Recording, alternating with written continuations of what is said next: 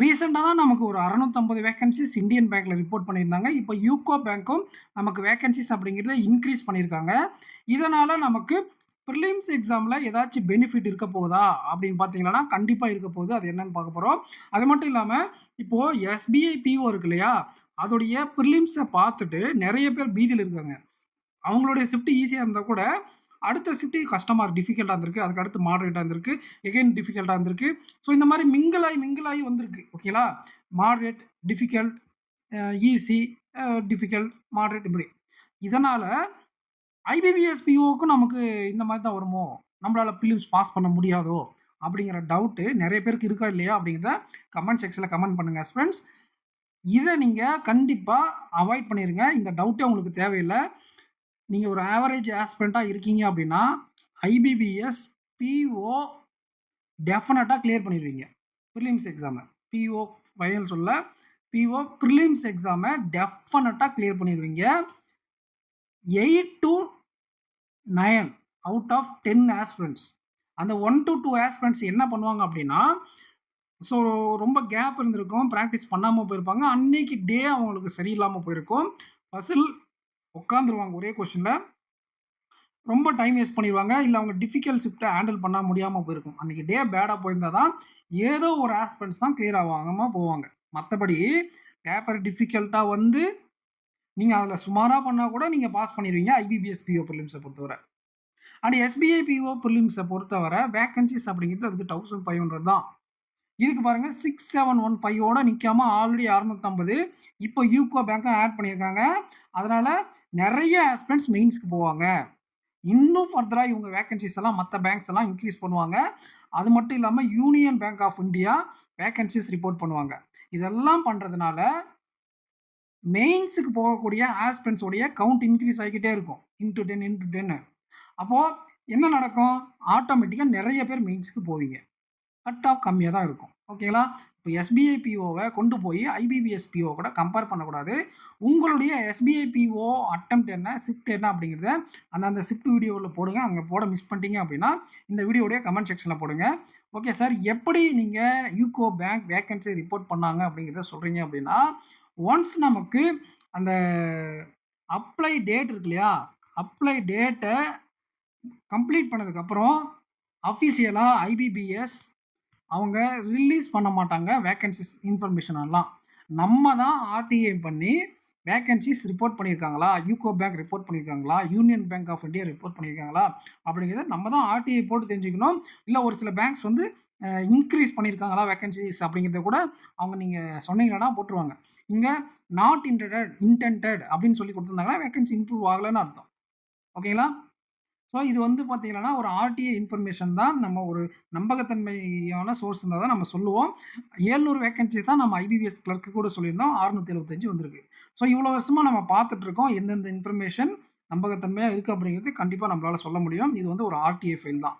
ஓகேங்களா? ரைட். அடுத்து இப்போ நம்ம இதனால என்ன பெனிஃபிட் அப்படிங்கிறத பார்த்துடலாமா? 6715 வேக்கன்ஸீஸ் ஆல்ரெடி நோட்டிஃபிகேஷன்ல இருந்தது. இந்தியன் பேங்க் ஒரு 650. இப்போ யூகோ பேங்க் ஒரு 200. இந்த 200ஓட சேர்ந்து நமக்கு மொத்தம் என்னவா வந்திருக்கு அப்படின்னு பார்த்தீங்கன்னா, 8, 7, 15 கஞ்சி 7565 வேக்கன்ஸீஸ் இப்பவே வந்துருச்சு. இன்னும் ஃபர்தரா இன்கிரீஸ் ஆக போகுது. இதனால இப்போ இருக்கக்கூடியதுபடியே 75,000 பேர் மெயின்ஸ்க்கு போவாங்க. 75,000க்கு மேற்பட்டு எடுப்பாங்க. ஸோ 80,000ல இருந்து 80Kல இருந்து 90K மெம்பர்ஸ் அப்படிங்கிறவங்க மெயின்ஸ் எக்ஸாம் எழுத போறீங்க.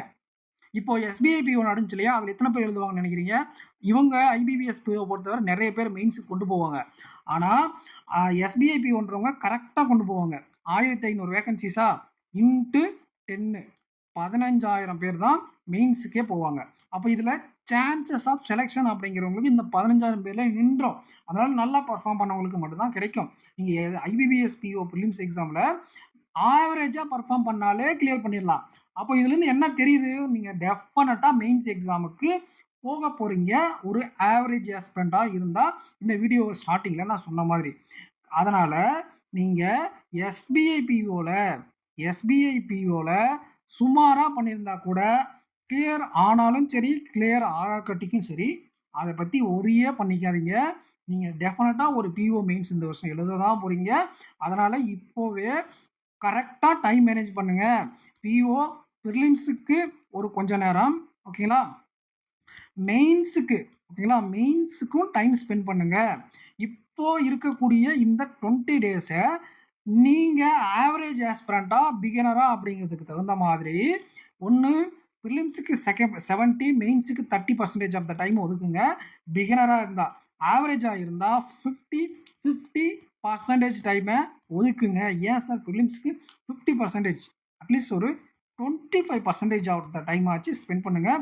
இந்த லாஸ்ட் 3 நாள் 4 நாள் ப்ராக்டிஸ் எல்லாம் இனிமேல் ஒத்து வராது. டிஃபிகல்ட்டாக பேப்பர் கேட்க ஆரம்பிச்சிட்டாங்க. எஸ்பிஐ பிஓவில் லாஸ்ட் இயர் ரொம்ப ஈஸியாக இருந்துச்சு ரீசனிங். இந்த வருஷம் கஷ்டமாக கேட்டிருக்காங்க 2 ஷிஃப்ட்டில். அப்போ நீங்கள் என்ன பண்ணுறீங்க, கண்டிப்பாக ப்ரிலிம்ஸ்க்கான ப்ராக்டிஸும் அதில் டிஃபிகல்ட்டாக கேட்டால் எந்த மாதிரி கொஸ்டின்ஸ் கேட்பாங்க, அதை எப்படி சால்வ் பண்ணலாம் அப்படிங்கிறதையும் உங்களுடைய ப்ரிப்பரேஷனில் இன்க்ளூட் பண்ணிக்கோங்க. ஒருவேளை உங்கள் ஷிஃப்ட்டில் ஐபிபிஎஸ் பிஓவில் டிஃபிகல்ட்டாக கேட்டால் ஹேண்டில் பண்ணலாம். நான் ஒரு ரியல் எக்ஸாம்பிளே சொல்கிறேன் கேளுங்க, என்ன நடந்துச்சு அப்படின்ட்டு. என்னுடைய ரூம்மேட்டு தான், ஓகேங்களா? அவர்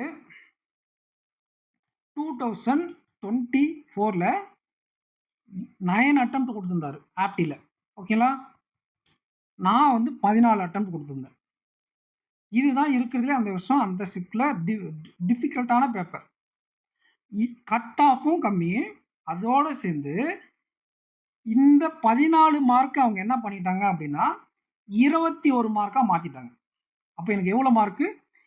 7 மார்க் ஆட் பண்ணியிருக்காங்க, ஓகேங்களா? நான் சூப்பராக பண்ணியிருந்தா எவ்வளோ 22, 23 பண்ணியிருப்பேன் ஆப்டியில். அவங்க அந்த மார்க்கை ஆட் பண்ணி என்கிட்ட கிட்டத்தட்ட அந்த மார்க் கொண்டு வந்துட்டாங்க.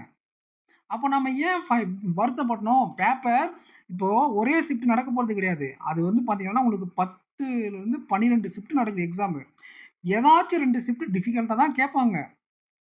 ஏதாச்சும் 2 ஷிஃப்ட் ஈஸியாக கேட்டுருவாங்க, ரொம்ப டெட் ஈஸியாக கேட்டுருவாங்க.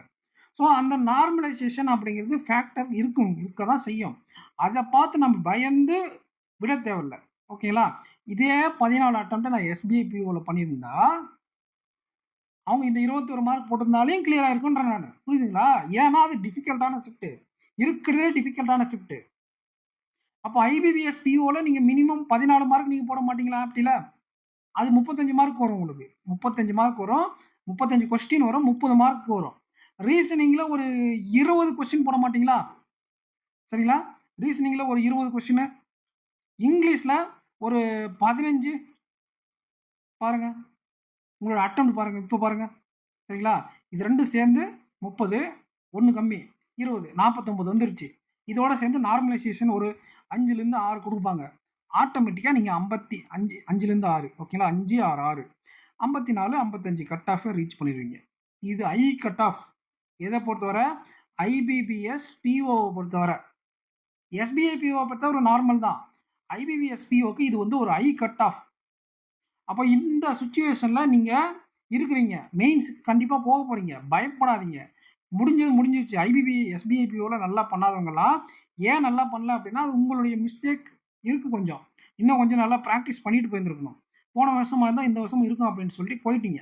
அதில் ஒரு சில பேர் வந்து கண்டிப்பாக பாதிக்கப்பட்டிருக்கீங்க. அதுக்கு இன்னும் பண்ண முடியாது. நம்ம ஐபிபிஎஸ் பிஓவில் அதை ரெக்டிஃபை பண்ணிக்கலாம். இன்னும் நீங்கள் வந்து அவுட் ஆஃப் த ரேஸ் கிடையாது, ஓகேங்களா? ஒழுங்காக பண்ணலை அப்படிங்கிறதுனால நீங்கள் அவுட் ஆஃப் த ரேஸ் இல்லை. ஏன் அப்படின்னா நீங்கள் இன்னும் அந்த காம்படிஷன் தான் இருக்கீங்க. இன்னும் நான் கட் ஆஃப் வீடியோ சொல்லலை. கட் ஆஃப் வந்து மற்ற எல்லா ஷிஃப்ட்ஸையும் வச்சு டிசைட் பண்ணுவாங்க. எல்லா ஷிஃப்ட்டும் டிஃபிகல்ட்டாக இருந்து அந்த ஒரு 2 ஷிஃப்ட் ஒரு ஷிஃப்ட் ஈஸியாக இருந்துச்சுன்னா கண்டிப்பாக நீங்கள் கிளியர் ஆகிடுவீங்க, ஓகேங்களா? மற்ற எல்லா ஷிஃப்ட்டும் ஈஸியாக இருந்து உங்களுக்கு மட்டும் கஷ்டமாக இருந்தால் உங்களுக்கு நார்மலைசேஷனில் வர்றதை பொறுத்து இருக்கும். நீங்கள் எந்த அளவுக்கு பர்ஃபார்ம் பண்ணீங்க, பண்ணதில் எவ்வளோ அக்யூரேசி அப்படிங்கிறத பொறுத்து இருக்கும். அப்போ அக்யூரேசிக்கு மார்க் இருக்கா சார் அப்படின்னா அக்யூரேசிக்கெல்லாம் மார்க் இருக்காது. நீங்கள் எழுதுனதே 58 மார்க் தான், ஓகேங்களா? 58லேருந்து 60 மார்க் தான் எழுதிருப்பீங்க டிஃபிகல்ட்டாக இருக்கிற பேப்பரில். அதில் ஒரு 4 தப்பாகிடுது. அப்போ அவங்க எக்ஸ்ட்ரா மார்க் போட்டால் கூட எப்படி கட் ஆஃப் வரும்? அவங்க போடுற 5 மார்க் நீங்கள் தப்பு பண்ணிடுறீங்கன்னு வச்சுக்கங்களேன், அப்புறம் எப்படி நீங்கள் கட் ஆஃப் மீட் பண்ணுவீங்க? அதனால தான் அக்யூரேசியாக இருந்து நார்மலைசேஷன் அப்படிங்கிறது நடந்துச்சுன்னா கிளியர் ஆகிடுவாங்க, ஓகேங்களா?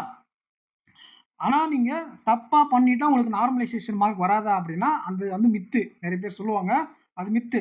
நீங்கள் தப்பாக பண்ணாலும் சரி, ஓகேங்களா? தப்பான கொஸ்டின் அட்டெண்ட் பண்ணியிருந்தாலும் சரி, உங்களுக்கு நார்மலைசேஷன் எவ்வளோ வருமோ அந்த பெர்சன்டேஜ் போட்டு உங்களுக்கு வந்துரும். ஓகேங்களா? உங்க பெர்சன்டைல்ல உங்கள மேட்ச் பண்ணுவாங்க. பெர்சன்டைல் பேஸ் பண்ணது அது. நீங்க தப்பா போட்டிருந்தா, உங்களுக்கு மேட்ச் பண்ணி வர மார்க்கோட சேர்ந்து நீங்க தப்பா பண்ண மார்க் போதுல்ல, அதனால நீங்க ஃபெயில் ஆகுறீங்க. உங்களுக்கு நார்மலைசேஷன் போட மாட்டாங்கன்றதெல்லாம் கிடையாது. எல்லாருக்குமே நார்மலைசேஷன் பண்ற டிஃபிகல்ட்டான பேப்பர்ல இருந்தவங்களுக்கு. நீங்க அட்டெண்ட் பண்ணி எவ்வளோ மார்க் எடுக்கிறீங்க? 10 மார்க் எடுத்தா அதுல எவ்வளோ மார்க் வருதோ அத குடுப்பாங்க. 2 மார்க் தான் எடுக்கிறீங்கன்னா, இப்ப இவங்களுக்கும் 8 மார்க், இவங்களுக்கும் 8 மார்க் எப்படி குடுக்க முடியும்? நீங்க 10 கொஸ்டின் அட்டெண்ட் பண்ணியிருந்தா 8 மார்க் குடுப்பாங்க. நீங்க 2 கொஸ்டின் தான் அட்டெண்ட் பண்ணீங்கன்னா, உங்களுக்கு தகுந்த மார்க் தான் குடுப்பாங்க. புரியுதுங்களா? ஸோ இந்த மாரி தான் இருக்கும். ஓகேங்களா? உங்களுக்கு 0.4 மார்க் குடுப்பாங்க. அவ்வளோதான். நம்ம எவ்வளோ மார்க், எவ்வளோ பெர்சன்டைல்ல இருக்கோமோ, மத்த அவங்க பேஸ் ஷிஃப்ட் எடுக்கிறதுல மேட்ச் பண்ணுவாங்க. இதுதான் நார்மலைசேஷன். ஸோ இவ்வளோ விஷயங்கள் இருக்குல்ல. நெறைய வீடியோல பேச வேண்டியத ஒரே வீடியோல பேசிட்டேன். பரவால்ல. நீங்க உங்க ஃப்ரெண்ட்ஸுக்கு ஷேர் பண்ணி விடுங்க. எஸ்பிஐ பிஓல நீங்க நல்லா பண்ணலனா கூட பரவால்ல. நீங்க ஐபிபிஎஸ் பிஓல டெஃபினட்டா மெயின்ஸ்க்கு போறீங்க. கண்டிப்பா நம்பிக்கையோட பிரிலிம்ஸ் அண்ட் மெயின்ஸ்க்கு படிக்க ஆரம்பிச்சிருங்க. ஆனா நீங்க பிஓ மெயின்ஸ பார்த்து பயப்படுறீங்க. மெயின்ஸ்ல உங்களுடைய ஸ்கோர் இம்ப்ரூவ் ஆகணும் அப்படின்னா, நம்ம டிஎன் பேங்கர்ஸ் அகாடமி ஆப்ல ஏகே அண்ட் வினம் சார் சேர்ந்து மெயின்ஸ் பேட்ச் கொண்டு போயிட்டுருக்கோம். கண்டிப்பா உங்களுக்கு ஒரு பிஓல இருக்கக்கூடிய டிஐ, கேஸ் லெட்டர் பயத்த போக்கிக் குடுக்கும். நீங்க நம்பி வாங்கி அந்த டிஐ, கேஸ் லெட்டர் தரவு பண்ணிட்டீங்க அப்படின்னா, பிஓ மெயின்ஸ்ல ஒரு 75% ஆஃப் த டாஸ்க் அப்படிங்கிறது உங்களுக்கு முடிஞ்சிரும். ஓகேங்களா? கண்டிப்பா கோர்ஸ் யூட்டிலைஸ் பண்ணிக்கோங்க. இந்த வீடியோ உங்க ஃப்ரெண்ட்ஸுக்கு ஷேர் பண்ணி விடுங்க. Thank you friends. நெக்ஸ்ட் வீடியோல மீட் பண்ணலாம்.